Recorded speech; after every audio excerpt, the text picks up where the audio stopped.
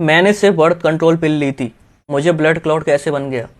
जब मैंने पहली बार एक यंग वुमेन से ये बात सुनी तो मुझे रियलाइज़ हुआ कि बहुत लोग बर्थ कंट्रोल पिल्स को सिर्फ इमरजेंसी प्रिवेंशन की मेडिसिन समझते हैं, लेकिन बॉडी के अंदर ये पिल सिर्फ प्रेगनेंसी को अफेक्ट नहीं करती, ये ब्लड को भी अफेक्ट करती हैं और कभी कभी ये अफेक्ट जानलेवा हो सकता है। मैं हूँ डॉक्टर अमन उपाध्याय और आज दोस्तों बात करेंगे एक ऐसे रिस्क की जो हर वुमेन को बर्थ कंट्रोल पिल्स स्टार्ट करने से पहले पता होना चाहिए। एक यंग फीमेल हॉस्पिटल आती है, हेल्दी, एक्टिव और कोई मेजर डिसीज नहीं। कुछ महीने पहले उसने बर्थ कंट्रोल पिल स्टार्ट की थी, सब नॉर्मल चल रहा था। फिर एक दिन उसके काफ में पेन शुरू हुआ था, उसने सोचा मसल पेन होगा। 2 दिन बाद स्वेलिंग भी आ गई, फिर अचानक सांस लेने में दिक्कत, चेस्ट पेन, इमरजेंसी डिपार्टमेंट में विजिट, डायग्नोसिस ब्लड क्लॉट। अब यहाँ से असली स्टोरी शुरू होती है। और एक प्रेगनेंसी प्रिवेंट करने वाली पिल ब्लड क्लॉट कैसे बना सकती है?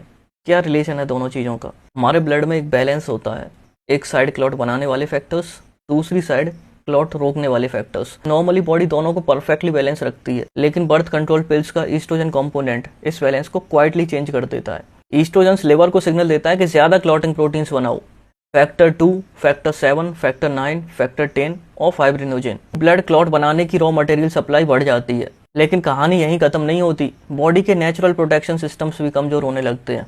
प्रोटीन सी, प्रोटीन एस और एंटी थ्रोम्बिन ये नॉर्मली अनवांटेड क्लॉट्स को रोकने का काम करते हैं। अब सोचो, एक्सीलरेटर दब रहा है और ब्रेक भी वीक हो रही है, रिजल्ट ब्लड क्लॉट का रिस्क बढ़ने लगता है। और एक और हिडन मैकेनिज्म है, बर्थ कंट्रोल पिल्स प्लेटलेट को भी ज्यादा स्टिकी बना सकती हैं, यानी ब्लड के छोटे छोटे सेल्स जो क्लॉट बनाने की शुरुआत करते हैं वो और आसानी से चिपकने लगते हैं। अब क्लॉट बनने के चांसेस और ज्यादा बढ़ गए, लेकिन सभी विमेन में रिस्क सेम नहीं होता।